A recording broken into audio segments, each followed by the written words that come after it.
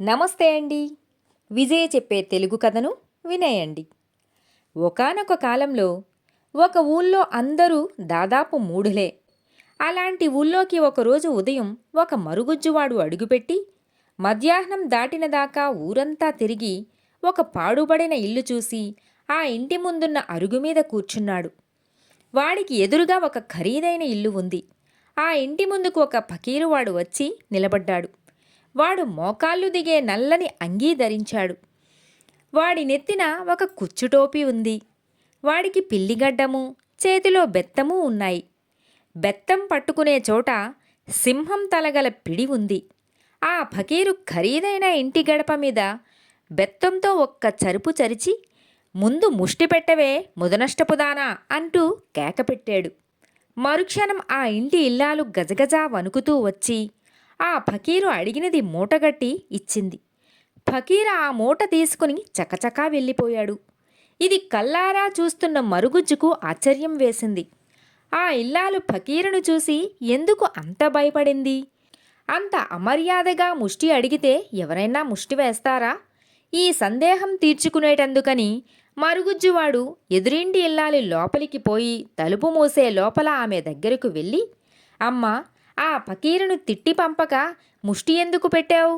వాడికి అంత పొగరేం అని అడిగాడు. ఆ ఇల్లాలు మరుగుజ్జికేసి ఈసడింపుగా చూసి, నీకు తెలియదా ఏం అంటూ లోపలికి పోబోయింది. నిజంగా నాకు తెలియదు తల్లి, ఈరోజే ఈ ఊరు వచ్చాను అన్నాడు మరుగుజ్జు. ఆమె మరుగుజ్జికేసి తాపీగా చూసి, వాణ్ణి తను ఎన్నడూ చూసి ఉండలేదు అన్నది రూఢీ చేసుకుని, ఏం చెప్పమంటావు నాయనా, ఈ ఫకీరు వెధవ మాకు పీడలా దాపురించాడు.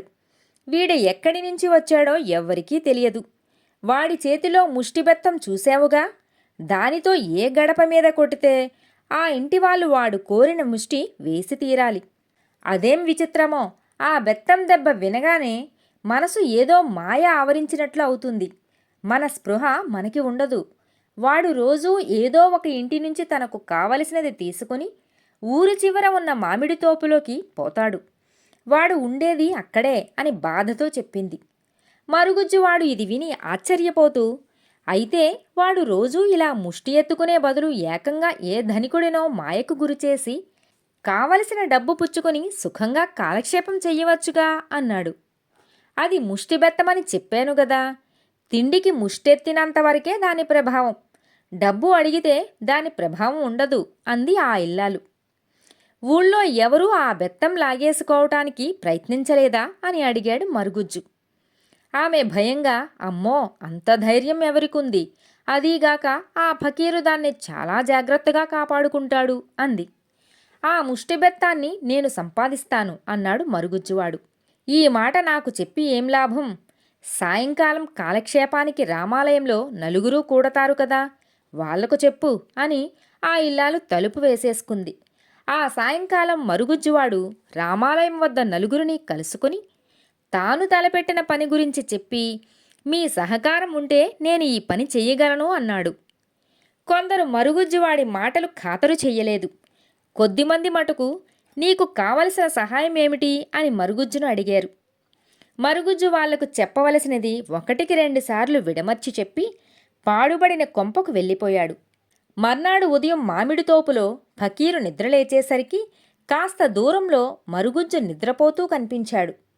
ఫకీరు ఆ మరుగుజ్జును పట్టించుకోక తల కింద ఉన్న బెత్తాన్ని తీసుకుని ఊరివైపు వెళ్ళిపోయాడు.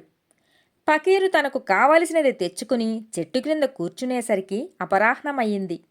వాడు మరుగుజ్జికేసి చూస్తే మరుగుజ్జు చెట్టుకు చేరగిలబడి కూర్చొని కునికిపాట్లు పడుతున్నాడు. వాడికి ఎదురుగుండా ఒక కుండ బోర్లించి ఉంది. దాని పక్కనే సన్నని ఇనుపవోచు ఒకటి ఉంది. చెట్టు మీద కాకి అరిచిన అరుపుకు మరుగుజ్జువాడు ఉలిక్కిపడి కళ్ళు తెరిచి ఫకీరుకేసి తినేసేలాగా చూసి తన ముందు బోర్లించి ఉన్న కుండ మీద ఇనుప చువ్వతో 3 సార్లు కొట్టి ఊరుకున్నాడు. అంతలోనే ఊళ్ళో నుంచి కొందరు వచ్చి మరుగుజ్జు ముందు భోజనము, రకరకాల వంటకాలు పెట్టారు. వాటిలో నుంచి మరుగుజ్జు తనకు కావలసినవి మాత్రమే తీసుకుని ఊళ్ళో వాళ్లను పంపేశాడు. ఇదంతా చూసి ఫకీరు నిర్ఘాంతపోయాడు.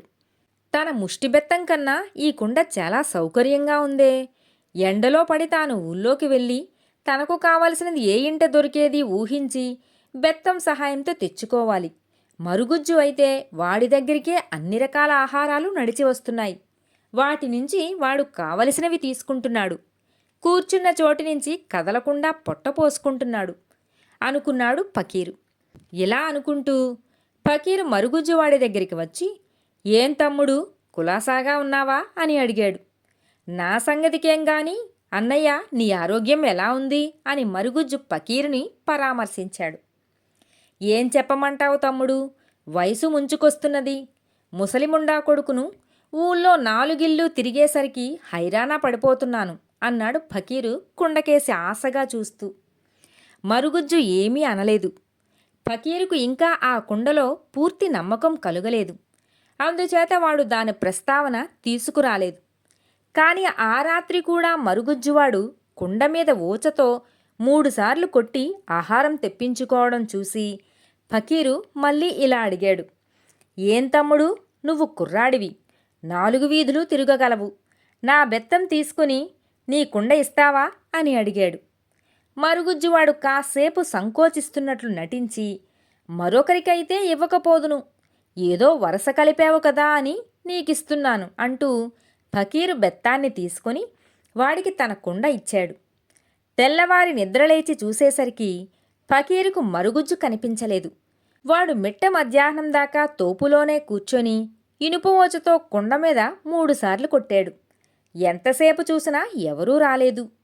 విసుగెత్తి కుండను బాదితే అది కాస్తా పగిలిపోయింది. ఫకీరు ముష్టెత్తుకుందామని ఊళ్ళోకి వెళితే ఊళ్ళో వాళ్ళు వాణ్ణి కుక్కను తరిమినట్లు తరిమారు. ఆ దెబ్బకి ఫకీరు ఆ గ్రామం వదిలిపెట్టి వెళ్ళిపోయాడు. ఊళ్ళో వాళ్ళు పరమానందం చెందారు. కథ సమాప్తం. మిత్రులారా, మరో కథతో మళ్ళీ కలుద్దాం.